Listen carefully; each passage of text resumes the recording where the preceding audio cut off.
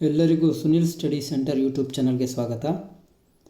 KAS Karnataka administrative service Karnataka ಪತ್ರಾಂಕಿತ ಹುದ್ದೆಗಳ ಅಥವಾ ಒಂದು ಗೆಜೆಟೆಡ್ ಪೋಸ್ಟ್ ಹುದ್ದೆಗಳ ಒಂದು ಮೊದಲ ಹಂತವಾದ ಪೂರ್ವಭಾವಿ ಪರೀಕ್ಷೆಯನ್ನು ಆಗಸ್ಟ್ 24ಕ್ಕೆ KPSC ಅವರು ಯಶಸ್ವಿಯಾಗಿ ನಡೆಸಿದ್ದಾರೆ. ಹಾಗೂ ಈ ಒಂದು ಪೂರ್ವಭಾವಿ ಪರೀಕ್ಷೆಯ ಎರಡೂ ಪತ್ರಿಕೆಯ ಅಧಿಕೃತ ಕೀ ಉತ್ತರವನ್ನು ಆಗಸ್ಟ್ 26ಕ್ಕೆ KPSC ಅವರು ಪ್ರಕಟಿಸಿದ್ದಾರೆ. ಹಾಗೂ ನಾವು ಈ ವಿಡಿಯೋದಲ್ಲಿ ಈ KSನ ಒಂದು ಪೂರ್ವಭಾವಿ ಪರೀಕ್ಷೆಲಾದಂಥ ಪ್ರಶ್ನೆ ಪತ್ರಿಕೆಯನ್ನು ಒಂದು ವಿಶ್ಲೇಷಣೆ ಮಾಡ್ತಾ ಹೋಗೋಣ. ನನ್ನ ಹೆಸರು ಸುನಿಲ್ ಕುಮಾರ್ HB, ಇತಿಹಾಸ ಸಹಾಯಕ ಪ್ರಾಧ್ಯಾಪಕನಾಗಿ ಕಾರ್ಯನಿರ್ವಹಿಸ್ತಾ ಇದ್ದೀನಿ. ನಾನು ಈ ಕೆಳಕಂಡ ಹುದ್ದೆಗಳಿಗೆ ಆಯ್ಕೆಯಾಗಿದ್ದೇನೆ. ಅಲ್ಲದೆ KS 2010 ಹಾಗೂ 2011ರ ಒಂದು ಸಂದರ್ಶನದವರೆಗೂ ನಾನು ಹಾಜರಾಗಿದ್ದೀನಿ. ಈ ವಿಡಿಯೋದಲ್ಲಿ KS ಪ್ರಿಲಿಮ್ಸ್ 2020ರ ಪತ್ರಿಕೆ 1 ಸಾಮಾನ್ಯ ಜ್ಞಾನದ ಪ್ರಥಮ ಪತ್ರಿಕೆ ಅಥವಾ ಪತ್ರಿಕೆ 1ಅನ್ನು ವಿಶ್ಲೇಷಣೆ ಮಾಡ್ತೋಗೋಣ. ಅದರಲ್ಲಿ ವಿಷಯವಾರು ಪ್ರಶ್ನೆಗಳ ಹಂಚಿಕೆ ಹೇಗಾಗಿದೆ, ಅದರಲ್ಲಿ ಜೊತೆಗೆ ಇತಿಹಾಸದ ಪ್ರಶ್ನೆಗಳ ಒಂದು ವಿವರಣಾತ್ಮಕ ಉತ್ತರಗಳೊಂದಿಗೆ ಇಲ್ಲಿ ತಿಳ್ಕೊಳ್ತಾ ಹೋಗೋಣ. ಒಂದು ವಿಶೇಷ ಏನಂತ ಹೇಳಿದ್ರೆ, ಇಲ್ಲಿ ಪ್ರಶ್ನೆಗಳನ್ನು ಯಾವ ಪುಸ್ತಕದಲ್ಲಿ ನಾವು ಹುಡುಕ್ಬೋದು ಅಥವಾ ಯಾವ ಪುಸ್ತಕದಲ್ಲಿ ಈ ಪ್ರಶ್ನೆಗಳು ದೊರೆಯುತ್ತೆ ಅನ್ನೋದನ್ನ ಒಂದು ಮಾಹಿತಿಯನ್ನು ನಿಮಗೆ ಇಲ್ಲಿ ವಿಶೇಷವಾಗಿ ತಿಳಿಸ್ಕೊಡ್ತೀನಿ. ಸೊ ಇದನ್ನು ವೀಡಿಯೋನ ಸ್ಕಿಪ್ ಮಾಡದೆ ಕೊನೆವರೆಗೂ ನೋಡ್ತಾ ಹೋಗಿ. ಅದಲ್ಲದೆ ಈ ವಿಡಿಯೋ ನಿಮ್ಗೆ ನೋಡೋದ್ರಿಂದ ಏನು ಉಪಯೋಗ ಅಂತ ಹೇಳಿದ್ರೆ, ಒಂದು ಮುಂದಿನ FDA STA ಸದ್ಯದರಲ್ಲೇ ಆ ಎಕ್ಸಾಮಿನೇಷನ್ನು ಅನೌನ್ಸ್ ಆಗೋ ಸಾಧ್ಯತೆಗಳಿದೆ. ಅದಲ್ಲದೆ police sub inspector, police constable. ಇನ್ನೊಂದು ವಿಶೇಷ ಅಂತ ಹೇಳಿದ್ರೆ, KSET ಎಕ್ಸಾಮ್ ಯಾರು ಬರೀತಿದ್ದೀರಿ ಅವರಿಗೆ ಇತಿಹಾಸದ ಪ್ರಶ್ನೆಗಳ ಒಂದು ಅವಲೋಕನಕ್ಕೂ ಅನುಕೂಲ ಆಗುತ್ತೆ ಅಂತ ಹೇಳ್ತೀನಿ. ಅಲ್ಲದೆ ಈ ವಿಡಿಯೋದಲ್ಲಿ ಇನ್ನೂ ಹಲವಾರು ಮಾಹಿತಿಗಳು ನಿಮಗೆ ತಿಳ್ಕೊಳ್ತಾ ಹೋಗ್ಬೋದು. ಅದಕ್ಕೆ ಕೊನೆವರೆಗೂ ನೋಡ್ತಾ ಹೋಗಿ. ಹಾಗೂ ನಮ್ಮ ಚಾನಲ್ಗೆ ಇನ್ನೂ ಯಾರೆಲ್ಲ ಸಬ್ಸ್ಕ್ರೈಬ್ ಆಗಿಲ್ಲ, ಈ ಕೆಳಗೆ ಕಾಣುವ ಸಬ್ಸ್ಕ್ರೈಬ್ ಬಟನ್ ನಮ್ಮಿ, ಜೊತೆಗೆ ನೀವು ಈ ಕೆಳಗೆ ಕಾಣುವ ಒಂದು ಬೆಲ್ ಬಟನ್ನ ಕ್ಲಿಕ್ ಮಾಡುವ ಮುಖಾಂತರ ನಮ್ಮ ಚಾನಲ್ನ ಹೊಸ ವಿಡಿಯೋ ನೋಟಿಫಿಕೇಷನ್ ಸಹ ನಿಮಗೆ ದೊರೆಯುತ್ತೆ. ಪತ್ರಿಕೆ 1ರ ಒಂದು ವಿಡಿಯೋ ವಿಶ್ಲೇಷಣೆಯನ್ನು ನಾನು ಹಿಂದಿನ ವಿಡಿಯೋಗಳಲ್ಲಿ ಮಾಡಿದ್ದೆ. ಅದರಲ್ಲಿ 2017, 15, 11 ವಿಡಿಯೋವನ್ನು ಮಾಡಿದ್ದೆ. ನಾನು ಈ ವಿಡಿಯೋದಲ್ಲಿ 2020 ಮಾತ್ರ ಮಾಡ್ತಾ ಹೋಗ್ತೀನಿ. ಯಾಕಂದರೆ ನಿಮಗೆ ಆ ವಿಡಿಯೋನ ಒಂದು ಸಲ ನೋಡ್ಕೊಂಡು ಬಂದರೆ ಇಲ್ಲಿ ಒಂದು ಪರಿಪೂರ್ಣವಾದ ಒಂದು ಚಿತ್ರಣ ಸಿಗ್ತಾ ಹೋಗುತ್ತೆ. ಯಾಕಂತ ಹೇಳಿದ್ರೆ ನಾನು ಅಲ್ಲಿ ಮಾಡಿರೋ ಅನಾಲೈಸ್ ಪ್ರಕಾರ ಇಲ್ಲಿ ಬಂದಿದೆಯಾ, ಯಾವ ಏರಿಯಾದಲ್ಲಿ ಕೇಳಿದರೆ ಅಂತ ನಿಮಗೆ ಗೊತ್ತಾಗ್ತಾ ಹೋಗುತ್ತೆ. ಈ 2020ರಲ್ಲಿ ಆಗಿರುವಂಥ ಪತ್ರಿಕೆಯಲ್ಲಿ ಪ್ರಚಲಿತ ಘಟನೆಗಳು 41 ಪ್ರಶ್ನೆಗಳಾಗಿದೆ. KPSC ಅವರು ಹೇಳಿರುವ ಒಂದು ಪಠ್ಯಕ್ರಮದ ಆಧಾರದ ಮೇಲೆ 40 ಪ್ರಶ್ನೆಗಳು ಕೇಳ್ಬೋದು ಅಂತ ಹೇಳಿದರು. ಅದು ಪ್ಲಸ್ ಆರ್ ಮೈನಸ್ ಆದರೂ ಹಾಗೆ ಆಗುತ್ತೆ. ಆದರೆ 41 ಪ್ರಶ್ನೆಯನ್ನು ಕೇಳಿದ್ದಾರೆ. ನಂತರ ಇತಿಹಾಸಕ್ಕೆ ಸಂಬಂಧಪಟ್ಟಂಥ ಪ್ರಶ್ನೆಗಳನ್ನು 17 ಪ್ರಶ್ನೆಯನ್ನು ಕೇಳಿದ್ದಾರೆ. ಭೂಗೋಳಶಾಸ್ತ್ರಕ್ಕೆ ಸಂಬಂಧಪಟ್ಟ ಪ್ರಶ್ನೆ 16 ಪ್ರಶ್ನೆಯನ್ನು ಕೇಳಲಾಗಿದೆ. ಭಾರತ ಸಂವಿಧಾನಕ್ಕೆ 12 ಪ್ರಶ್ನೆ ಕೇಳಿದರೆ, ಭಾರತದ ಆರ್ಥಿಕತೆ ಅಥವಾ ಅರ್ಥಶಾಸ್ತ್ರದ ಬಗ್ಗೆ 14 ಪ್ರಶ್ನೆ ಇದೆ. ಒಂದು ನೀವು ಸೂಕ್ಷ್ಮವಾಗಿ ಗಮನಿಸ್ಬೋದು ಅಂದರೆ 2011, 2020ರಲ್ಲಿ ಕೇಳಿರುವಂಥ ಒಂದು ಪ್ರಶ್ನೆಗಳ ಹಂಚಿಕೆ ಆಲ್ಮೋಸ್ಟ್ 90% ಅದೇ ಮಾದರಿಯಲ್ಲಿದೆ. ಅದರಲ್ಲಿ ಒಂದೇ ಒಂದು ಚೇಂಜ್ ಅಂತ ಹೇಳಿದ್ರೆ, ಭಾರತದ ಆರ್ಥಿಕತೆ ಮತ್ತು ಭಾರತದ ಸಂವಿಧಾನಕ್ಕೆ ಸಂಬಂಧಪಟ್ಟಂಥದ್ದು ಅಲ್ಲಿ 14 ಕೇಳಿದರೆ, ಇಲ್ಲಿ 12 ಕೇಳಿದರೆ, ಅಷ್ಟೇ ಒಂದು ಚೇಂಜಸ್ ಆಗ್ತಾ ಹೋಗುತ್ತೆ. ಅದಲ್ಲದೆ ವಿಷಯವಾರು ಹಂಚಿಕೆ ನೋಡೋದಾದರೆ ಅದನ್ನು ಸಹ ಚರ್ಚೆ ಮಾಡಿದ್ವಿ. ನಾನೀಗ 2020ರಲ್ಲಿ ಮಾತ್ರ ಚರ್ಚೆ ಮಾಡ್ತಾ ಹೋಗ್ತೀನಿ. ಯಾವ್ಯಾವ ಟಾಪಿಕ್ ಮೇಲೆ ಪ್ರಶ್ನೆಗಳಾಗಿದೆ ಅಂದರೆ, ಇತಿಹಾಸದಲ್ಲಿ 17 ಪ್ರಶ್ನೆ ಆಗಿದೆ ಅಂತ ಹೇಳ್ತಾರೆ. ಆ 17 ಪ್ರಶ್ನೆಯಲ್ಲಿ ಯಾವ್ಯಾವ ಭಾಗದಲ್ಲಾಗಿದೆ, ಒಂದು ಪ್ರಾಚೀನ ಭಾರತಕ್ಕೆ ಸಂಬಂಧಪಟ್ಟಂಥ 7 ಪ್ರಶ್ನೆ ಕೇಳಿದರೆ, ಮಧ್ಯಕಾಲೀನ ಭಾರತಕ್ಕೆ ಒಂದೇ ಪ್ರಶ್ನೆ ಕೇಳಿದರೆ, ಅದು ಚೋಳರಿಗೆ ಸಂಬಂಧಪಟ್ಟ ಪ್ರಶ್ನೆ ಕೇಳಿದ್ದಾರೆ. ಹಾಗೂ ಆಧುನಿಕ ಭಾರತ ಇತಿಹಾಸಕ್ಕೆ 3 ಪ್ರಶ್ನೆ ಕೇಳಿದ್ದಾರೆ, ಅದು ಬ್ರಿಟಿಷ್ ಈಸ್ಟ್ ಇಂಡಿಯಾಗೆ ಸಂಬಂಧಪಟ್ಟ ಪ್ರಶ್ನೆ ಆಗಿದೆ. ಹಾಗೂ ಕರ್ನಾಟಕ ಇತಿಹಾಸಕ್ಕೆ ಸಂಬಂಧಪಟ್ಟ 6 ಪ್ರಶ್ನೆಗಳನ್ನ ಕೇಳಲಾಗಿದೆ. ಇದಲ್ಲದೆ ಭೂಗೋಳಶಾಸ್ತ್ರದಲ್ಲಿ ಪ್ರಾಕೃತಿಕ ಭೂಗೋಳ ಮತ್ತು ಪ್ರಪಂಚ ಭೂಗೋಳ 7 ಪ್ರಶ್ನೆ, ಭಾರತದ ಭೂಗೋಳಕ್ಕೆ 8 ಪ್ರಶ್ನೆಯನ್ನು ಹಾಗೂ ಕರ್ನಾಟಕದ ಭೂಗೋಳ 1 ಪ್ರಶ್ನೆಯನ್ನು ಕೇಳಲಾಗಿದೆ. ಜೊತೆಗೆ ಭಾರತ ಸಂವಿಧಾನ 12 ಪ್ರಶ್ನೆಯನ್ನು, ಆರ್ಥಿಕತೆ 14 ಪ್ರಶ್ನೆಯನ್ನು, ಪ್ರಚಲಿತ ಘಟನೆ 41 ಪ್ರಶ್ನೆ ಕೇಳಿದ್ದಾರೆ. ಈ ಪ್ರಚಲಿತ ಘಟನೆಗಳಲ್ಲಿ ಅಂತಾರಾಷ್ಟ್ರೀಯ ಘಟನೆಗಳಿಗೆ ಸಂಬಂಧಪಟ್ಟಾಗ 14 ಪ್ರಶ್ನೆಗಳು ಹಾಗೂ ರಾಷ್ಟ್ರೀಯ ಪ್ರಶ್ನೆಗಳಿಗೆ 27 ಪ್ರಶ್ನೆಯನ್ನು ಕೇಳಿದ್ದಾರೆ. ಇದು ವಿಷಯವಾರು ಹಂಚಿಕೆಯಾದಂಥ ಒಂದು ಪ್ರಶ್ನೆಗಳ ಒಂದು ಅವಲೋಕನ ಆಗಿದೆ. ಇಲ್ಲಿ ಒಂದು ವೆರಿ ಇಂಪಾರ್ಟೆಂಟ್, ಇದನ್ನು ಸ್ಕ್ರೀನ್ಶಾಟ್ ಹೊಡ್ಕೊಳ್ಳಿ. ಯಾವ ಪ್ರಶ್ನೆಗಳು ಯಾವ ರೀತಿಯಾಗಿ ಕೇಳಿದರೆ, ಯಾವ ಟಾಪಿಕ್ ವೈಸ್ ಇದೆ, ಹಾಗೂ ಯಾವ ಏರಿಯಾವನ್ನು ಕೇಳಿದರೆ ಇದರ ಒಂದು ಮಟ್ಟ ಹೇಗಿತ್ತು ಅಂದರೆ ಕಾಠಿಣ್ಯತೆಯಲ್ಲಿತ್ತೋ ಅಥವಾ ಸರಾಸರಿಯಾಗಿತ್ತೋ ಅಥವಾ ತುಂಬ ಸುಲಭ ಇತ್ತಾ. ಇನ್ನೊಂದು ವಿಶೇಷ ಏನಂತ ಹೇಳಿದ್ರೆ ಯಾವ ಸೋರ್ಸ್ ಮುಖಾಂತರವಾಗಿ ಈ ಪುಸ್ತಕಗಳನ್ನ ನಾವು ಈ ಪ್ರಶ್ನೆಗಳ ಒಂದು ಅಧ್ಯಯನವನ್ನು ಮಾಡ್ಬೋದು ಅಂತೇಳಿ ಸಹ ಇಲ್ಲಿ ನಾನು ಮೆನ್ಷನ್ ಮಾಡಿದ್ದೀನಿ. ಇದೊಂದು ವಿಶೇಷವಾದ ಒಂದು ಸಂಗ್ರಹ ಅಂತ ಅಂದ್ಕೊಳ್ತೀನಿ. ಹಾಗೆ ಈ ಎ ಸೀರೀಸ್ನಲ್ಲಿರುವಂಥದ್ದು ಕ್ವಶನ್ ಪೇಪರ್ನ ಕ್ವಶನ್ ನಂಬರ್ಗಳು ಹಾಕಿದ್ದೀನಿ. ಆ ಪ್ರಶ್ನೆಗಳಲ್ಲಿ ಇರುವಂಥ ಒಂದು ಟಾಪಿಕ್ನ ಮಾತ್ರ ಇಲ್ಲಿ ತೊಗೊಂಡಿದ್ದೀನಿ. ಸೊ ಇದನ್ನು ಡಿಸ್ಕಷನ್ ಮಾಡ್ತಾ ಹೋಗೋಣ ಯಾವ್ಯಾವ ಪ್ರಶ್ನೆಗಳು ಅಂತೇಳಿ. ಇಲ್ಲಿ ಮೊದಲಿಗೆ ಕೇಳಲಾದಂತಹ ಪ್ರಶ್ನೆ ಅದು 4ನೇ ಪ್ರಶ್ನೆ ಆಗಿದೆ. ಯಾವ ಪ್ರಶ್ನೆಯಪ್ಪ ಅಂತ ಹೇಳಿದ್ರೆ, ಈ ಕೆಳಗಿನ ಹೇಳಿಕೆಗಳಲ್ಲಿ ಯಾವ ಹೇಳಿಕೆಯು ನಾಯನಾರ್ಗಳಿಗೆ ಸಂಬಂಧಿಸಿದಂತೆ ಸರಿಯಾಗಿವೆ? ಆಪ್ಷನ್: ಅವರು ಸಂಗಮ ಕವಿಗಳಾಗಿದ್ದರು, ಅವರು ಶೈವ ಸಂತರಾಗಿದ್ದರು, ಅವರು ಭಕ್ತಿ ಕಾವ್ಯ ರಚಿಸಿದರು, ಪುರಾತನರು ಎಂದು ಕರೆಯಲ್ಪಡುವ ಅವರು 64 ಸಂಖ್ಯೆಯಲ್ಲಿದ್ದರು. ಸೊ ಇಲ್ಲ ಏನು ಕೇಳ್ತಾರೆ ಮತ್ತೆ ಅಡಿಷನಲ್ ಕೆಳಗೆ ನೀಡಲಾದ ಆಯ್ಕೆಗಳಿಂದ ಸರಿಯಾದ ಉತ್ತರವನ್ನು ಆರಿಸಿ.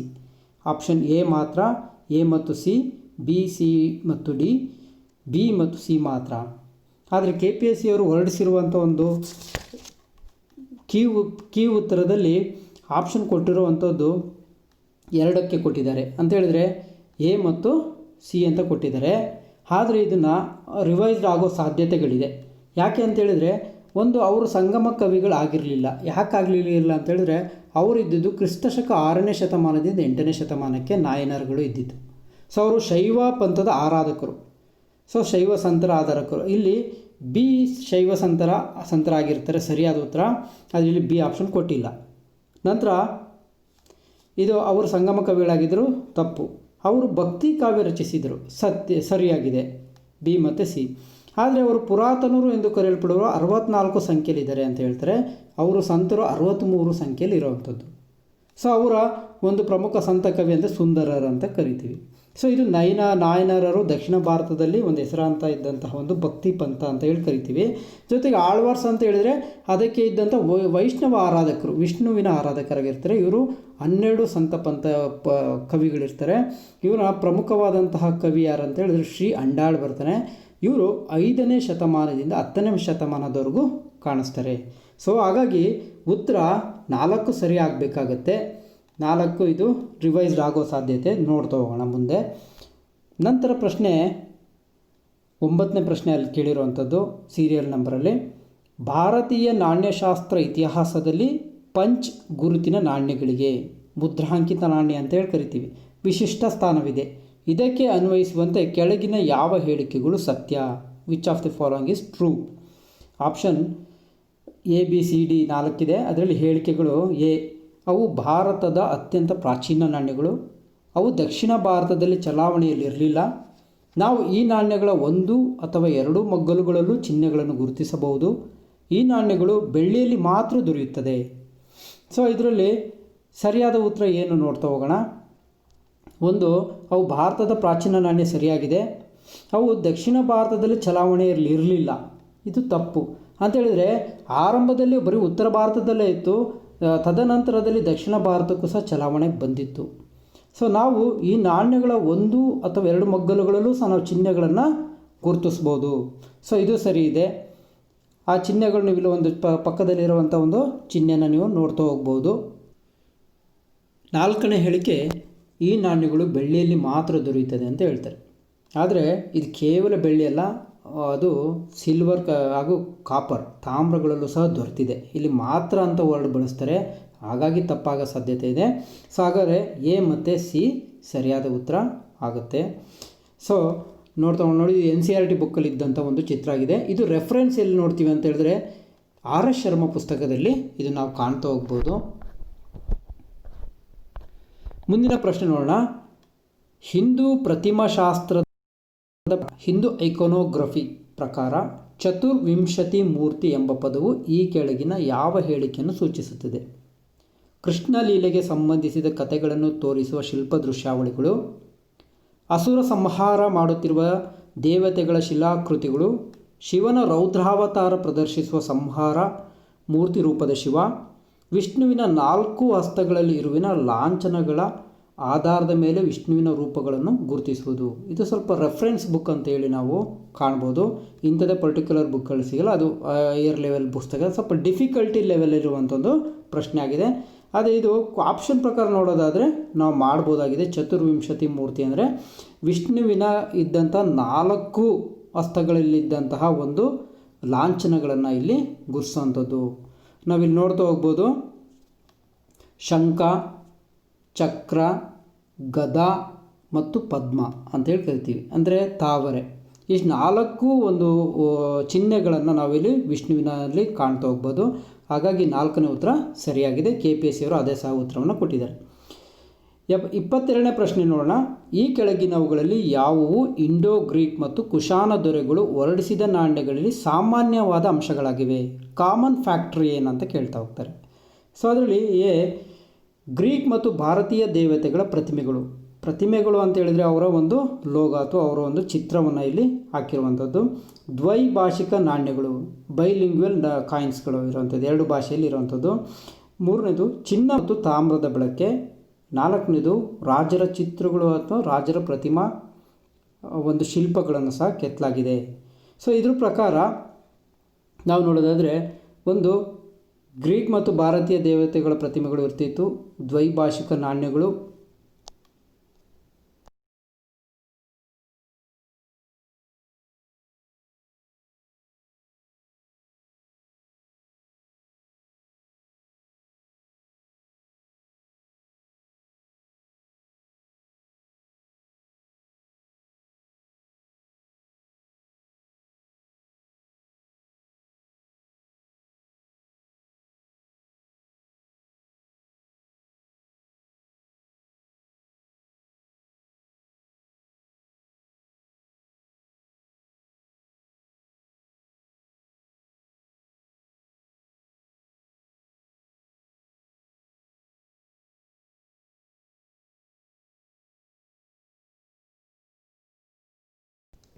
ಆಪ್ಷನ್ ನೋಡ್ತಾ ಹೋಗೋಣ. ಆಪ್ಷನಲ್ಲಿ 1ನೇದು ಡಿ ಮಾತ್ರ, 2 ಬಿ ಮತ್ತು ಡಿ, 3 ಎ ಬಿ ಮತ್ತು ಡಿ, 4 ಎ ಸಿ ಮತ್ತು ಡಿ ಮಾತ್ರ. ಸೊ ಇದರಲ್ಲಿ ಇಂಡೋ ಮತ್ತು ಗ್ರೀಕ್ ಮತ್ತು ಕುಶಾನರದು ಒಂದು ಕಾಮನ್ ಫ್ಯಾಕ್ಟ್ರು ಯಾವುದು ಅಂತ ಅಂಶ ಹೇಳಿದರೆ ಇದರಲ್ಲಿ 3 ಇದೆ. ಒಂದು ಪ್ರತಿಮೆ, ಗ್ರೀಕ್ ಮತ್ತು ಭಾರತೀಯ ದೇವತೆಗಳ ಪ್ರತಿಮೆಗಳು, ಮತ್ತು ಚಿನ್ನದ ಮತ್ತು ತಾಮ್ರದ ಬಳಕೆಗಳು, ಅದರಲ್ಲಿ ರಾಜ ಪ್ರತಿಮಾ ಶಿಲ್ಪಗಳು. ಇದರಲ್ಲಿ ಸಿ ಅನ್ನೋದು ಬರೋದಿಲ್ಲ. ಯಾಕೆ ಅಂತ ಹೇಳಿದರೆ ಚಿನ್ನವನ್ನು ಅವರು ಸ್ಟಾರ್ಟ್ ಮಾಡ್ತಾರೆ, ಆದರೆ ಅವರು ಹೆಚ್ಚಿನ ಭಾಗವನ್ನು ಅವರು ಕುಶಾನರು ಅದನ್ನು ಜಾರಿಗೆ ತರ್ತಾರೆ. ಹೆಚ್ಚಿನ ಒಂದು ಬಳಕೆಯನ್ನು ಕುಶಾನರು ಜಾರಿಗೆ ತರ್ತಾರೆ. ಹಾಗಾಗಿ ಉತ್ತರ 3 ಸರಿಯಾಗುತ್ತೆ. ಎ ಬಿ ಮತ್ತು ಡಿ ಮಾತ್ರ. ಸೊ ಈ 3ಅನ್ನು ನಾವು ಕಾಮನ್ ಫ್ಯಾಕ್ಟ್ರಿಗೆ ನೋಡ್ಕೋಬೋದು. ಆದರೆ ಇವೆರಡು ನಾಣ್ಯಗಳ ಒಂದು ಚಿನ್ನ ಮತ್ತು ತಾಮ್ರದ ಬಳಕೆಯಲ್ಲಿ ವೇರಿಯೇಷನ್ನ ಕಾಣ್ಬೋದು. ಇದು ಸಹ ಆರ್ಯಶರ್ಮದಲ್ಲಿ ನಾವು ಈ ಒಂದು ಉಲ್ಲೇಖವನ್ನು ನೋಡ್ತಾ ಹೋಗ್ಬೋದು. ನೋಡಿ, ಇದು NCERTಯಲ್ಲಿ ಸಹ ಉಲ್ಲೇಖ ಮಾಡಿದ್ದಾರೆ. NCERT ನೋಡಿ, ಇದು ಒಂದೇ ಪೇಜ್ನಲ್ಲಿ ನೀವು 2 ಪ್ರಶ್ನೆಗಳಿಗೂ ಸಹ ಕಾಣ್ಬೋದು. ಒಂದು ಪಂಚ್ ಮಾರ್ಕ್ಡ್ ಕಾಯಿನ್, ಆಗಲೇ ಹೇಳಿದೆ, punch marked coins made of silver and copper, silver ಮತ್ತು ಕಾಪರಿಂದ ಮಾಡಿದರೆ ಕ್ರಿಸ್ತಪೂರ್ವ 6ನೇ ಶತಮಾನದಿಂದ ಇದನ್ನು ಕಾಣ್ಬೋದು ಅಂತ ಹೇಳಲಾಗಿದೆ. ಅದಲ್ಲದೆ ಜೊತೆಗೆ ಇಲ್ಲಿ ನಾನು ಹೇಳಿದೆ ಕುಶಾನರ ನಾಣ್ಯಗಳು ಮತ್ತು ಇಂಡೋ ಗ್ರೀಕರ ನಾಣ್ಯಗಳು, ಇವೆರಡರ ಸಹ ಉಲ್ಲೇಖಗಳು ನಮಗೆ ಒಂದೇ ಪ್ಯಾರಾದಲ್ಲಿ ಸಿಗುತ್ತೆ. ಅದು 6ನೇ ತರಗತಿ NCERT ಪುಸ್ತಕದಲ್ಲೂ ಕಾಣ್ತಾ ಹೋಗ್ಬೋದು. ಜೊತೆಗೆ 11ನೇ ತರಗತಿಯ ಥೀಮ್ಸ್ ಆಫ್ ಹಿಸ್ಟ್ರಿ ಅನ್ನೋ ಒಂದು ಪುಸ್ತಕದಲ್ಲೂ ಸಹ ಇದನ್ನು ನೋಡ್ಕೋಬೋದು. ಇದು ಕುಶಾನರ ನಾಣ್ಯಗಳನ್ನ ಕಾಣ್ಬೋದು. ಬೇಸಿಕ್ ಬುಕ್ಗಳಲ್ಲೂ ಸಹ ಉತ್ತರ ಸಿಗುವಂಥದ್ದು. ಮುಂದಿನ ಪ್ರಶ್ನೆ ಹೋಗೋಣ. ಅಲಹಾಬಾದ್ ಸ್ತಂಭ ಶಾಸನವು ಸಮುದ್ರಗುಪ್ತನ ದಿಗ್ವಿಜಯಗಳಿಗೆ ಹೆಸರಾಗಿದೆ. ಇದಕ್ಕೆ ಸಂಬಂಧಿಸಿದಂತೆ ಈ ಕೆಳಗಿನ ಯಾವ ಹೇಳಿಕೆಗಳು ಸರಿಯಾಗಿದೆ? ಎ, ಅವನು ಕಾಮರೂಪ, ಸಮತಾಟ ಮುಂತಾದ ಗಡಿರಾಜರುಗಳು ವಿನಯಪೂರ್ವಕವಾಗಿ ಗೌರವ ಸಲ್ಲಿಸಿ ಕಪ್ಪ ಕಾಣಿಕೆಗಳನ್ನು ಅವನಿಗೆ ನೀಡುವಂತೆ ಮಾಡಿದನು. ಸೊ ಈ ಹೇಳಿಕೆ ಏನಿದೆ, 1ನೇ ಹೇಳಿಕೆ ಸರಿಯಾಗಿದೆ, ಅವರಿಗೆ ನೀಡುವಂತೆ ಮಾಡ್ತಾರೆ. 2ನೇದು ಶಕರನ್ನು ಮತ್ತು ಮರುಂಡರನ್ನು ಯುದ್ಧದಿಂದ ಹೊರಹಾಕಿದನು ಅಂತ ಹೇಳ್ತಾರೆ. ಆದರೆ ಇದು ತಪ್ಪು. ಯಾಕಂತ ಹೇಳಿದ್ರೆ ಶಕರು ಮತ್ತು ಮರುಂಡರನ್ನು ವೈವಾಹಿಕ ಸಂಬಂಧದೊಂದಿಗೆ ಅವರ ಜೊತೆಗೆ ಉತ್ತಮವಾದ ಬಾಂಧವ್ಯವನ್ನು ಬೆಳೆಸ್ತಾ ಹೋಗ್ತಾನೆ. ಸೊ ಹಾಗಾಗಿ ಬಿ ತಪ್ಪಾಗುತ್ತೆ. ನಂತರ ಸಿ, ಪಾಲಕ್ಕ, ಕೊಟ್ಟೂರ ಹಾಗೂ ಅವಮುಕ್ತದ ರಾಜರನ್ನು ಸೋಲಿಸಿ ಸೆರೆ ಹಿಡಿದು ನಂತರ ಬಿಡುಗಡೆ ಮಾಡಿದನು. ಸೊ ಇದನ್ನು ಸಹ ಸರಿಯಾಗಿರುವಂಥ ಉತ್ತರ. ಸೊ ನಂತರ ಡಿ, ಏನಿದೆ ಅದು ಯೌದೇಯ, ಮಾದ್ರಕ ಮತ್ತು ಮಾಳ್ವರು ಅಂದರೆ ಟ್ರೈಬಲ್ ಅಂತ ಫಾರೆಸ್ಟ್ ರಾಜರುಗಳು, ಅರಣ್ಯ ಮತ್ತು ಬುಡಕಟ್ಟು ರಾಜರುಗಳು, ಇವರನ್ನು ಅವ್ರು ನಿರ್ಮೂಲನೆಯನ್ನು ಮಾಡೋದಿಲ್ಲ. ಆದರೆ ಇವರು ಅವರನ್ನು ಅವನ ಒಂದು ಸಮುದ್ರಗುಪ್ತನ ಒಂದು ರಾಜತ್ವವನ್ನು ಒಪ್ಕೊಳ್ತಾರೆ.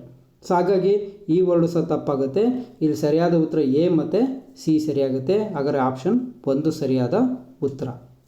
ಸೊ ಇದು ಸಹ NCERT ಹಾಗೂ ಬೇಸಿಕ್ ಬುಕ್ಗಳಲ್ಲಿ ನೀವು ಇದರ ಒಂದು ಮಾಹಿತಿಯನ್ನು ಪಡಿತಾ ಹೋಗ್ಬೋದು. ಈ ಹಲಬಾ ಸ್ತಂಭದ ಶಾಸನವನ್ನು ಸಮುದ್ರಗುಪ್ತನ ವಿಜಯಗಳು ಮತ್ತು ಅವನ ಗುಣಗಳ ಬಗ್ಗೆ ಹರಿಸೇನ, ಅವನ ಒಬ್ಬ ದಂಡ ಸೇನಾನಿ ಹರಿಸೇನವನ್ನು ಬರೆದಿರುವಂಥ ಅಥವಾ ಒಂದು ರಚಿಸಿರುವಂಥ ಒಂದು ಶಾಸನ ಆಗಿದೆ. ಇದರಲ್ಲಿ ಉತ್ತರದ ಭಾರತದ ದಂಡಯಾತ್ರೆ, ಅರಣ್ಯ ಸಾಮ್ರಾಜ್ಯಗಳ ವಿಜಯ, ದಕ್ಷಿಣ ಭಾರತದ ದಂಡಯಾತ್ರೆ, ಗಡಿ ರಾಜ್ಯಗಳ ಮೇಲೆ ವಿಜಯಗಳನ್ನು ಸಹ ಉಲ್ಲೇಖವನ್ನು ಮಾಡಲಾಗಿದೆ. ಮುಂದಿನ ಪ್ರಶ್ನೆ ನೋಡೋಣ. 29ನೇ ಪ್ರಶ್ನೆ, ಪ್ರಸಕ್ತ ಶಕದ ಪೂರ್ವ ಶತಾಬ್ದಿಗಳ ಅವಧಿಯಲ್ಲಿ ಇಂಡೋ ರೋಮನ್ ವ್ಯಾಪಾರವು ಈ ಕೆಳಗಿನ ಯಾವ ಬಂದರುಗಳೊಂದಿಗೆ ಸಂಬಂಧಿಸಿತ್ತು ಅಂತ ಹೇಳ್ತಾರೆ. ಸೊ ಇದು ಪ್ರಸಕ್ತ ಶಕದ ಅಥವಾ ಕ್ರಿಸ್ತಶಕ ಅಂತ ಹೇಳಿದ್ರೆ ಕಾಮನ್ ಇರಾ ಅಂತ ಹೇಳಿದ್ರೆ ಕ್ರಿಸ್ತಶಕ 1ರಿಂದ ಆರಂಭವಾಗುವಂಥದ್ದು. ಅಂತೇಳಿದ್ರೆ ಪೋಸ್ಟ್ ಮೌರ್ಯಂ ಪೀರಿಯಡ್ ಅಂತೇಳಿ ಕರಿತೀವಿ. ಮೌರ್ಯೋತ್ತರ ಕಾಲವನ್ನು ನಾವಿಲ್ಲಿ ಕಾಣ್ಬೋದು.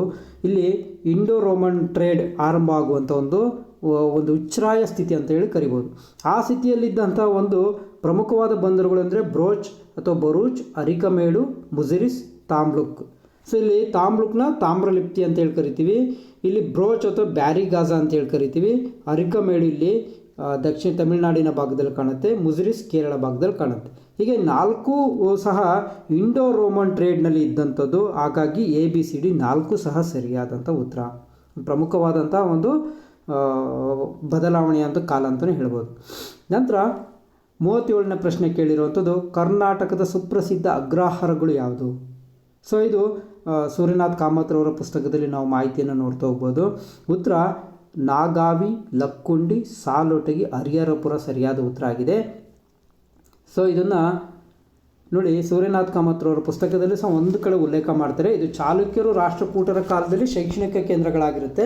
ಇಲ್ಲಿ ರಾಷ್ಟ್ರಕೂಟರ ಕಾಲದ ಒಂದು ಉಲ್ಲೇಖವನ್ನು ಇಲ್ಲಿ ನೋಡ್ತಾ ಹೋಗ್ಬೋದು.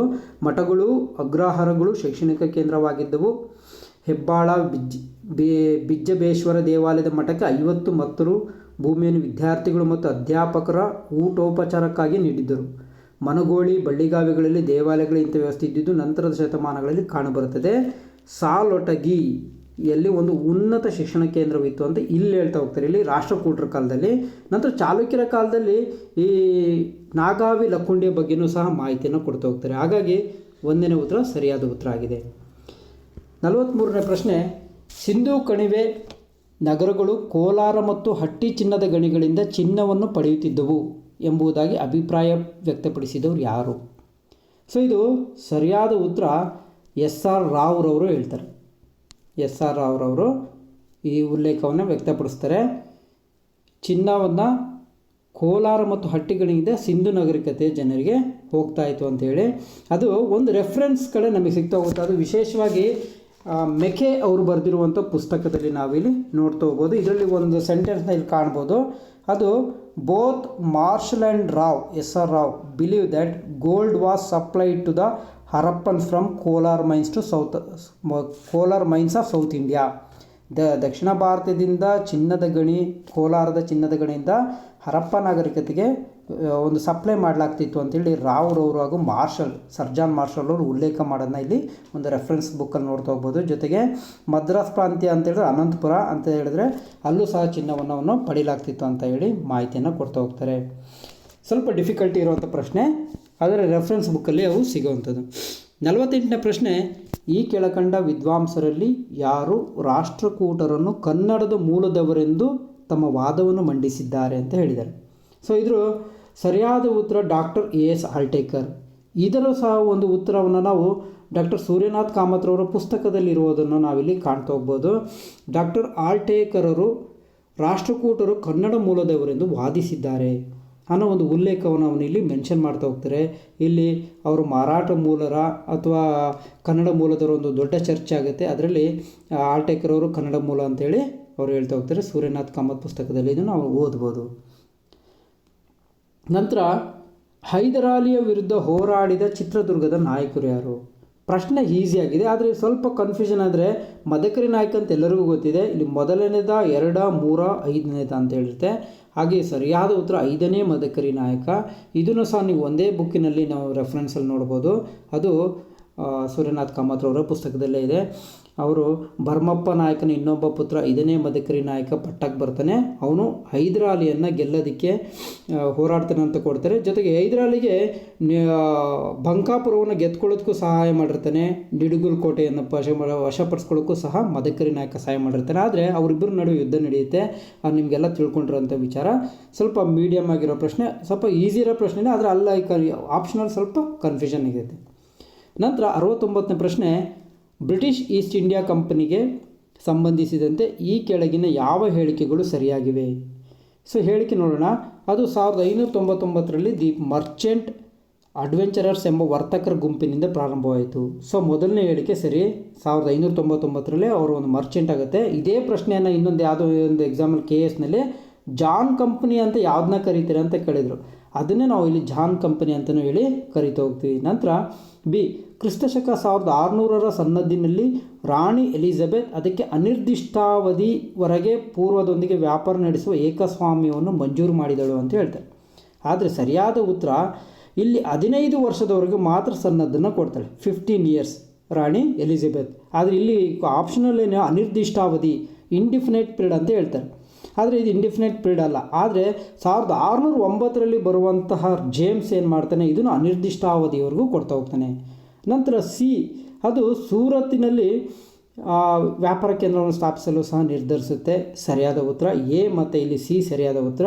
ಡಿ, ಕಂಪನಿಯ ವ್ಯಾಪಾರದ ಏಕಸ್ವಾಮ್ಯವನ್ನು 1609ರಲ್ಲಿ ಜೇಮ್ಸ್ ರದ್ದುಪಡಿಸ್ತಾನೆ ಅಂತ ಹೇಳಿದ್ರೆ ಅದು ತಪ್ಪು. ನಾನು ಹೇಳಿದೆ 1609 ಜೇಮ್ಸ್ ಏನು ಮಾಡ್ತಾನೆ, ಅನಿರ್ದಿಷ್ಟಾವಧಿಯವರೆಗೆ ಅವ್ರಿಗೆ ವ್ಯಾಪಾರ ಸನ್ನದ್ದನ್ನು ಕೊಡ್ತಾ ಹೋಗ್ತಾನೆ. ಇಲ್ಲಿ ರದ್ದು ಅಂತ ಹೇಳಿದರೆ ಸೊ ಸರಿಯಾದ ಉತ್ತರ ಎ ಮತ್ತು ಸಿ ಸರಿಯಾಗಿದೆ. ನೋಡಿ, ಇದು ಸ್ಪೆಕ್ಟ್ರಮ್ ಬುಕ್ಕಲ್ಲಿ ನೇರವಾದ ಒಂದು ವಿಚಾರವನ್ನು ಸಹ ಇಲ್ಲಿ ನಿಮ್ಗೆ ಸಿಗ್ತಾ ಹೋಗುತ್ತೆ. ಇಲ್ಲಿ 1599 ರಾಣಿ ಮರ್ಚೆಂಟ್ ಒಂದು ಸಂಸ್ಥೆಗೆ ಕೊಡುವಂಥ ಪರ್ಮಿಷನ್ ಇಲ್ಲಿ 15 ಇಯರ್ಸ್ ಅಂತ ಇಲ್ಲಿ ಹೇಳ್ತಾರೆ ಹೋಗ್ತಾರೆ. ಜೊತೆಗೆ 1609ರಲ್ಲಿ ಇಂಡಿಫಿನೈಟ್ ಪೀರಿಯಡಲ್ಲಿ ಜೇಮ್ಸ್ ಅವನು ಪರ್ಮಿಷನ್ ಕೊಡ್ತಾ ಹೋಗ್ತಾನೆ. 73ನೇ ಪ್ರಶ್ನೆ, ಈ ಕೆಳಗಿನವರಲ್ಲಿ ಯಾರು ಪ್ರೊಟೆಸ್ಟೆಂಟ್ ಪಂಗಡ ಸೇರಿದವರು? ಇದು ರಿಫಾರ್ಮೇಷನ್ ಅನ್ನೋ ಒಂದು ಚಾಪ್ಟ್ರಲ್ಲಿ ಆರಂಭ ಕಾಲದಲ್ಲೇ ಬರ್ತಾ ಹೋಗುತ್ತೆ. ಆದರೆ ಇದು ಬ್ರಿಟಿಷ್ ಮತ್ತು ಡಚ್ಚರು ಸರಿಯಾದ ಉತ್ತರ. ಅವರು ಪ್ರೊಟೆಸ್ಟೆಂಟ್ ಆಗಿರ್ತಾರೆ, ಉಳಿದವರೆಲ್ಲ ಕ್ಯಾಥೋಲಿಕ್ ಧರ್ಮ ಆಗಿರುತ್ತೆ. ವಿಶೇಷವಾಗಿ ಪೋರ್ಚುಗೀಸರವರು ಭಾರತದಲ್ಲಿ ಕ್ಯಾಥೋಲಿಕ್ ಧರ್ಮವನ್ನು ಆರಂಭಿಸೋದು ಅವರೇ ಪ್ರಮುಖರಾಗ್ತಾರೆ. ಸೊ ಹಾಗಾಗಿ ಸರಿಯಾದ ಉತ್ತರ ಬ್ರಿಟಿಷ್ ಮತ್ತು ಡಚ್ಚರು. 1688ರ ಕ್ರಾಂತಿ ಮತ್ತು ರಕ್ತರಹಿತ ಕ್ರಾಂತಿ ಎಂದು ಕರೆಯಲ್ಪಡುವ 1688-89 ಇಂಗ್ಲೆಂಡಲ್ಲಿ ನಡೆಯುತ್ತೆ. ಆ ಟೈಮಲ್ಲಿ ಕ್ಯಾಥೋಲಿಕ್ನ ಒಬ್ಬ ರಾಜ ಜೇಮ್ಸ್ ಸೆಕೆಂಡ್ ಅವನ ಅಧಿಕಾರಕ್ಕೆ ಕೆಳಗಿಳಿಸ್ಕೊಳ್ಳೋಕ್ಕೆ ಒಂದು ಹುನ್ನಾರ ನಡೆದಿರುತ್ತೆ. ಅಂಥ ಸಂದರ್ಭದಲ್ಲಿ ಅವನ ಮಗಳು ಪ್ರೊಟೆಸ್ಟೆಂಟ್ನ ಮಗಳು ಮೇರಿ ಮತ್ತು ಅವನ ಡಚ್ ಪತಿ ವಿಲಿಯಮ್ನ ಅವರಿಬ್ಬರು ಅದು ಹುನ್ನಾರದಲ್ಲಿ ಪಾತ್ರರಾಗಿರ್ತಾರೆ. ಇದು ಒಂದು ಸ್ವಲ್ಪ ರೆಫರೆನ್ಸ್ ಬುಕ್ಗಳಲ್ಲಿ ಸಿಗುವಂಥ ಮಾಹಿತಿ. ಮತ್ತೊಂದು 79 ಪ್ರಶ್ನೆ, 1765ರ ಅಲಹಾಬಾದ್ ಒಪ್ಪಂದದಿಂದ ಈಸ್ಟ್ ಇಂಡಿಯಾ ಕಂಪನಿಯು ಪಡೆದುಕೊಂಡದ್ದು. ಇದು ತುಂಬ ಈಸಿ ಇರೋ ಪ್ರಶ್ನೆ, ನಿಮಗೆ ಐಸಿಲ್ ಬುಕ್ಕಲ್ಲೇ ಉತ್ತರ ಸಿಗುವಂಥದ್ದು. ಸರಿಯಾದ ಉತ್ತರ ಬಂಗಾಳ, ಬಿಹಾರ, ಒರಿಸ್ಸಾಗಳ ದಿವಾನಿ ಹಕ್ಕುಗಳು. 84ನೇ ಪ್ರಶ್ನೆ, ಕಾಫಿ ಬೆಳೆಯ ಡ್ಯಾಶ್ ಅವಧಿಯಲ್ಲಿ ಪ್ರೋತ್ಸಾಹಿಸಲ್ಪಟ್ಟಿತು. ಸೊ ಸರಿಯಾದ ಉತ್ತರ ಮಾರ್ಕ್ ಕಬ್ಬನ್ನು ಪ್ಲಾಂಟೇಷನ್ನ ಆರಂಭ ಮಾಡ್ತಾ ಹೋಗ್ತಾನೆ. ಈ ಮಾರ್ಕ್ ಕಬ್ಬನ್ನು ಈ ಉಲ್ಲೇಖವನ್ನು ಸಹ ನಾವು ಕರ್ನಾಟಕ ಸಂಕ್ಷಿಪ್ತ ಇತಿಹಾಸ ಸೂರ್ಯನಾಥ್ ಕಾಮತ್ರವರ ಉಲ್ಲೇಖಗಳು ಕಾಣ್ಬೋದು. ಅವರು ಒಂದು ಮಾತು ಹೇಳ್ತಾರೆ ಇಲ್ಲಿ, ಮಾರ್ಕ್ ಕಬ್ಬನನ ಕಾಲದಲ್ಲಿಯೇ ಅಥವಾ ಇವನ ಕಾಲದಲ್ಲಿಯೇ ಕಾಫಿ ತೋಟಗಳನ್ನು ಆರಂಭಿಸಿ ಸಂಸ್ಥಾನದಲ್ಲಿ 1,60,000 ಎಕರೆ ಪ್ರದೇಶಗಳಲ್ಲಿ ಇಂಥ ತೋಟಗಳು ತನ್ನ ಕಾಲದಲ್ಲಿ ಆಗುವಂತೆ ಮಾಡಿದನು. ಸಂಸ್ಥಾನದ ಆರ್ಥಿಕ ಪ್ರಗತಿಗೆ ಇದು ಗಣ್ಯ ಹೆಜ್ಜೆ ಆಯಿತು ಅಂತೇಳಿ ತನ್ನ ಉಲ್ಲೇಖದಲ್ಲಿ ತಿಳಿಸ್ತಾ ಹೋಗ್ತಾನೆ. ಮುಂದಿನ ಪ್ರಶ್ನೆ, ವಿಜಯನಗರದ ಮತ್ತು ಬಹುಮನಿಗಳ ನಡುವಣ ಯುದ್ಧಗಳಿಗೆ ಮುಖ್ಯ ಕಾರಣ ಸ್ಥಳ ಯಾವುದು ಅಂತ ಕೇಳಿದ್ದಾರೆ. ಸೊ ಇದು ತುಂಬ ಸುಲಭವಾದ ಪ್ರಶ್ನೆ. ರಾಯಚೂರು ಮತ್ತು ದೋವಾ ಪ್ರದೇಶ. ಶ್ರೀಕೃಷ್ಣ ದೇವರಾಯನ ಕಾಲದಿಂದನೂ ಇಲ್ಲಿ ಹೋರಾಟಗಳು ನಡೀತಾ ಹೋಗುತ್ತೆ. ಸೊ ಆದರೆ ಅಂತಿಮವಾಗಿ ವಶಪಡಿಸ್ಕೊಳ್ಳೋದು ಯಾರು ಅಂತ ಹೇಳಿದ್ರೆ ಅಳಿಯ ರಾಮರಾಯ ವಶಪಡಿಸ್ಕೊಳ್ತಾ ಹೋಗ್ತಾನೆ. ಆತವನು ನೆರವಿಗೆ ಹೋಗಿ ಅಲ್ಲಿ ರಾಯಚೂರು ದೋವಾಬನ್ನು ಪಡೆದುಕೊಳ್ತಾನೆ ಅಳಿಯ ರಾಮರಾಯ. ಇದು ಅಂತಿಮವಾಗಿ ನಡೆಯುವುದು. ಆದರೆ ರಾಯಚೂರು ದೋವಾ ಪ್ರದೇಶದಲ್ಲಿ ವಿಜಯನಗರ ಮತ್ತು ಬಹುಮನಿ ಸುಲ್ತಾನರು ತೀವ್ರ ಸಂಘರ್ಷಗಳು ನಡೀತಾನೆ ಇರುತ್ತೆ. ಸೊ ಹಾಗಾಗಿ ಇದು ಸಹ ಅಷ್ಟೇ, ಆ ಪ್ರಶ್ನೆಯೂ ಸಹ ನಾವು ಸೂರ್ಯನಾಥ್ ಕಾಮತ್ತಲ್ಲೇ ಈ ಸುಲಭವಾಗಿ ಓದ್ಬೋದಾಗಿದೆ. ನಂತರ ಚೋಳರ ಕಂಚಿನ ಮೂರ್ತಿಗಳು ಉತ್ಕೃಷ್ಟಕ್ಕೆ ಕೌಶಲ್ಯಕ್ಕೆ ಹೆಸರಾಗಿವೆ. ಈ ಲೋಹದ ಮೂರ್ತಿಗಳನ್ನು ಎಷ್ಟು ಲೋಹಗಳ ಮಿಶ್ರಣದಿಂದ ಮಾಡಲಾಗಿದೆ? ಸೊ ಇದು 5 ಲೋಹದಿಂದ ಮಾಡ್ತಾರೆ. ಇದನ್ನು ಪಂಚಲೋಹ ಅಂತಲೂ ನಾವು ಕರಿತೀವಿ. ಸೊ ಕಂಚಿನ ಲೋಹದ ಮಿಶ್ರಲೋಹನವನ್ನು ಕರಗಿಸಿ ಆ ಮಣ್ಣಿನಲ್ಲಿ ಹಚ್ಚಿ ಸುರಿಯಲಾಗುತ್ತದೆ. ಈ ನಿರ್ದಿಷ್ಟ ಕಂಚಿನ ಮಿಶ್ರಲೋಹನವನ್ನು ಪಂಚಲೋಹ ಅಂತ ಹೇಳಿ ಕರಿತೀವಿ. ಇದು ನೀಲಕಂಠ ಶಾಸ್ತ್ರಿ ಅವ್ರ ಪುಸ್ತಕದಲ್ಲೂ ನಾವು ರೆಫರೆನ್ಸ್ ನೋಡ್ಬೋದು, ಹಾಗೂ ಇನ್ನು ಹಲವಾರು ಪುಸ್ತಕದಲ್ಲಿ ನೋಡ್ತಾ ಹೋಗ್ಬೋದು. ಒಂದು ಲೋಹದಿಂದ ಮಾಡಲಾಗಿದೆ ಅಂಥೇಳಿ. 98ನೇ ಪ್ರಶ್ನೆ, ಸ್ವಾತಂತ್ರ್ಯ ಚಳುವಳಿಯ ಅವಧಿಯಲ್ಲಿ ಅಖಿಲ ಕರ್ನಾಟಕ ಸತ್ಯಾಗ್ರಹ ದಿನ ಎಂದು ಯಾವ ದಿನವನ್ನು ಆಚರಿಸಲಾಗಿತ್ತು ಅಂತೇಳಿ ಪ್ರಶ್ನೆ ಕೇಳಿದ್ದಾರೆ. ಇದು ಸರಿಯಾದ ಉತ್ತರ ಜನವರಿ 12ನೇ ತಾರೀಕು ನಡೆದಂಥ ಒಂದು 1932ರಲ್ಲಿ ಆಗಿರುವ ಘಟನೆ. ಆ ಟೈಮಲ್ಲಿ ಕಾನೂನು ಭಂಗ ಚಳುವಳಿಯ ನಂತರ 2ನೇ ದುಂಡು ಮೇಜಿನ ಸಮ್ಮೇಳನ ನಡೆಯುತ್ತೆ. 2ನೇ ದುಂಡು ಮೇಜಿನ ಸಮ್ಮೇಳನ ವಿಫಲವಾದ ನಂತರ ಗಾಂಧೀಜಿಯವರು ಮತ್ತೆ ಕಾನೂನು ಭಂಗ ಚಳುವಳಿಯನ್ನು ಮುಂದುವರಿಸ್ತಾರೆ. ಆ ಸಂದರ್ಭದಲ್ಲಿ ಕರ್ನಾಟಕದಲ್ಲಿ ಆ ದಿನವನ್ನು ಅಖಿಲ ಕರ್ನಾಟಕ ಸತ್ಯಾಗ್ರಹ ದಿನವೆಂದು ಹೋರಾಟ ಮಾಡ್ತಾರೆ. ಇದು ಸಹ ಬೇಸಿಕ್ ಬುಕ್ಕಲ್ಲಿ ನೋಡ್ತಾ ಹೋಗ್ಬೋದು. ವಿಶೇಷವಾಗಿ ಒಂದು ಡಿಗ್ರಿ ಪುಸ್ತಕ ಲೋಕಪ್ಪ ಗೌಡ ಅವರ ಪುಸ್ತಕದಲ್ಲಿ ಡೀಟೇಲ್ ಆಗಿದೆ.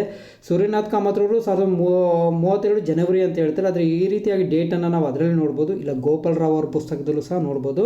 ಇಂಥದೇ ಪುಸ್ತಕದಲ್ಲಿ ಇಲ್ಲ ಅಂತೇಳಿ ಹಲವಾರು ಪುಸ್ತಕದಲ್ಲಿ ಸಿಗುತ್ತೆ, ಅಲ್ಲಿ ಹೇಳ್ತಾ ಹೋಗ್ತಾರೆ ನೋಡಿ. 2ನೇ ದುಂಡು ಮೇಜಿನ ಪರಿಷತ್ತು ವಿಫಲವಾಯಿತು. ಅಲ್ಲಿ ಬ್ರಿಟಿಷರು ಒಡೆದಾಳುವ ನೀತಿಯನ್ನು ವಿರೋಧಿಸಿದ ಗಾಂಧೀಜಿ ಬರಿಗೈಲಿ ಭಾರತಕ್ಕೆ ಹಿಂದಿರುಗಿದರು. ಪರಿಣಾಮವಾಗಿ ಅವರು 1932 ಜನವರಿಯಲ್ಲಿ 2ನೇ ಕಾನೂನು ಭಂಗ ಚಳವಳಿಗೆ ಕರೆ ನೀಡಿದರು. ಈ ದಿಸೆಯಲ್ಲಿ ಜನವರಿ 12ನೇ ದಿನವನ್ನು ಅಖಿಲ ಕರ್ನಾಟಕ ಸತ್ಯಾಗ್ರಹ ದಿನವೆಂದು ಆಚರಿಸಲಾಯಿತು ಅಂತೇಳಿ ಉಲ್ಲೇಖವನ್ನು ಇಲ್ಲಿ ನೋಡ್ತಾ ಹೋಗ್ಬೋದು. ಸ್ನೇಹಿತರೆ, ಹೀಗೆ ಇತಿಹಾಸದ ಪ್ರಶ್ನೆಗಳನ್ನು ನಾವು ಚರ್ಚೆ ಮಾಡಿದ್ವಿ. ಅದಲ್ಲದೆ ಇದನ್ನು ನೀವು ಮುಂದಿನ ಎಕ್ಸಾಮ್ಗೆ ತುಂಬ ಅನುಕೂಲವಾಗುವಂಥದ್ದು. ಯಾಕಂದರೆ ಈ ಪ್ರಶ್ನೆಗಳ ಒಂದು ವಿಶ್ಲೇಷಣೆ ನಮಗೆ ಸೂಕ್ತವಾಗಿ ಗೊತ್ತಾಯಿತು ಅಂತ ಹೇಳಿದ್ರೆ ಯಾವ ಭಾಗದಲ್ಲಿ ನಾವು ಯಾವ ಪುಸ್ತಕಗಳನ್ನ ರೆಫರ್ ಮಾಡಬೇಕು ಅಂತೇಳಿ ಗೊತ್ತಾಗುತ್ತೆ. ಈ ಓವರಾಲ್ ರಿವ್ಯೂ ಪ್ರಕಾರ ನೋಡೋದಾದರೆ ಕರ್ನಾಟಕ ಹಿಸ್ಟ್ರಿಗೆ most important Suryanath Kamath, doctor Suryanath Kamath ಅವ್ರ ಪುಸ್ತಕ ರೆಫರ್ ಮಾಡಲೇಬೇಕು. ಪ್ರಾಚೀನ ಭಾರತ ಆರ್ ಎಸ್ ಶರ್ಮನದಲ್ಲಿ ಹೆಚ್ಚು ಪುಸ್ತಕ ಇದೆ, ಕನ್ನಡದಲ್ಲೂ ಇದೆ ಹಾಗೂ ಇಂಗ್ಲೀಷ್ನಲ್ಲೂ ಇದೆ ಆರ್ ಎಸ್ ಶರ್ಮ ಅವ್ರ ಪುಸ್ತಕ. ಅದನ್ನು ರೆಫರ್ ಮಾಡಿ ಒಂದ್ಸಲ ಯಾವುದೇ ಕಾಂಪಿಟೇಟಿವ್ ಎಕ್ಸಾಮ್ಗೆ ಓದೋರು. ಆಮೇಲೆ ನೀವು ನೋಟ್ಸ್ಗಳನ್ನ ಓದ್ತಾ ಹೋಗೋದು ಅಥವಾ ಕೆಲವು ರೆಫರೆನ್ಸ್ ಬುಕ್ಗಳು ನೋಡ್ತಾ ಹೋಗ್ಬೋದು. ಫಂಡಮೆಂಟಲ್ ಇದೆಲ್ಲಕ್ಕಿಂತ ಮುಂಚೆವಾಗಿ ಹೈಸ್ಕೂಲ್ ಬುಕ್ ಓದ್ಬೋದು. ನೀವು ಅನ್ಕೋಬೋದು ಎಷ್ಟೋ ಹೈಸ್ಕೂಲ್ ಬುಕ್ಕಲ್ಲಿ ಬಂದಿಲ್ಲ ಹಾಗೆ ಅಂತ ಅನ್ಬೋದು. ಆದರೆ KS ಅಂತ ಹೇಳಿದ್ರೆ ಆ ಪ್ರಶ್ನೆಗಳೇ ಆ ರೀತಿಯಾಗಿರುತ್ತೆ, ಅಷ್ಟು ಸುಲಭ ಕೊಡಲ್ಲ. ಆದರೆ ಇತಿಹಾಸ ಪ್ರಶ್ನೆ ಕಂಪೇರ್ ಟು ಅದರ್ ಕ್ವಶನ್ಗಳು ಸ್ವಲ್ಪ ಡಿಫಿಕಲ್ಟಿ ಇದೆ, ಕೆಲವು ಈಸಿ ಇರೋ ಪ್ರಶ್ನೆನೂ ಇದೆ, ಮೀಡಿಯಮ್ ಇದೆ. ಇದನ್ನೆಲ್ಲ ನಾವು ಓವರಾಲ್ ಆಗಿ ತಿಳ್ಕೊಂಡಿದೆ ಅಂದ್ಕೊಳ್ತೀವಿ. ಮುಂದಿನ ವೀಡಿಯೋಗಳಲ್ಲಿ ನಾನು ಇನ್ನೂ ಹಲವಾರು ಮಾಹಿತಿಗಳನ್ನ ತಿಳ್ತೀನಿ. ಈ ಪ್ರಶ್ನೆಗಳು ನಿಮಗೆ ಬೇಕಾದರೆ ಕಾಮೆಂಟ್ನಲ್ಲಿ ತಿಳಿಸಿ. ನಾನು ಬೇಕಾದರೆ ಟೆಲಿಗ್ರಾಮ್ ಚಾನಲ್ನ ಇದರ ಒಂದು PDF ಅನ್ನು ಹಾಕ್ತೀನಿ, ನಿಮ್ಗೆ ಅನುಕೂಲ ಆಗುತ್ತೆ ಅಂತ ಹೇಳಿ ತಿಳಿಸ್ತೀನಿ.